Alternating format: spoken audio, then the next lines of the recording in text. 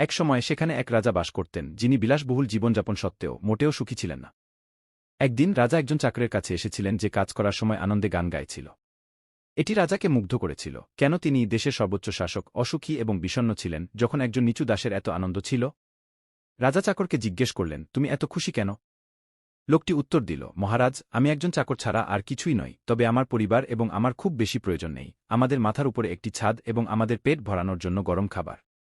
রাজা তার সবচেয়ে বিশ্বস্ত উপদেষ্টার পরামর্শ চাইলেন। গল্প শোনার পর উপদেষ্টা বললেন, মহারাজ, ভৃত্যটি এখনও ৯৯ ক্লাব এ যোগ দেয়নি। ৯৯ ক্লাব? আর সেটা কি? রাজা জিজ্ঞেস করলেন। উপদেষ্টা উত্তর দিলেন, সত্যিকার অর্থে ৯৯ ক্লাব কি তা জানতে একটি ব্যাগে ৯৯টি স্বর্ণমুদ্রা রাখুন এবং এই ভৃত্যের দোরগোড়ায় রেখে দিন। চাকরটি ব্যাগটি দেখে আনন্দে চিৎকার করে উঠল। এত সোনার মুদ্রা! সে সেগুলো গুনতে লাগল।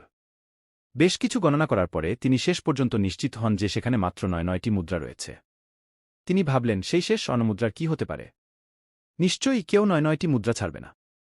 তিনি সর্বত্র তাকান, কিন্তু সেই চূড়ান্ত মুদ্রা অধরা ছিল। অবশেষে তিনি সিদ্ধান্ত নিলেন যে তিনি সেই ১০০তম স্বর্ণমুদ্রা অর্জনের জন্য আগের চেয়ে আরও কঠোর পরিশ্রম করতে চলেছেন। সেই দিন থেকে চাকরটি পরিবর্তিত মানুষ। তিনি অত্যধিক পরিশ্রমী, ক্ষুব্ধ ছিলেন এবং সেই ১০০তম স্বর্ণমুদ্রা তৈরিতে সাহায্য না করার জন্য তার পরিবারকে দোষারোপ করেছিলেন। এবং তিনি কাজ করার সময় গান গাওয়া বন্ধ করে দিয়েছিলেন। এই কঠোর রূপান্তর দেখে রাজা হতবাক হয়ে গেলেন। উপদেষ্টা বললেন, মহারাজ, সেবক এখন আনুষ্ঠানিকভাবে ৯৯ ক্লাবে যোগ দিয়েছেন। তিনি অব্যাহত রেখেছিলেন, ৯৯ ক্লাব হল সেই সমস্ত লোকদের দেওয়া একটি নাম যাদের সুখী হওয়ার জন্য যথেষ্ট আছে কিন্তু কখনই সন্তুষ্ট নয়, কারণ তারা সর্বদা সেই অতিরিক্ত একটি চায়, নিজেদের বলে, আমাকে সেই একটি চূড়ান্ত জিনিস পেতে দিন এবং তারপরে আমি জীবনের জন্য সুখী হবে।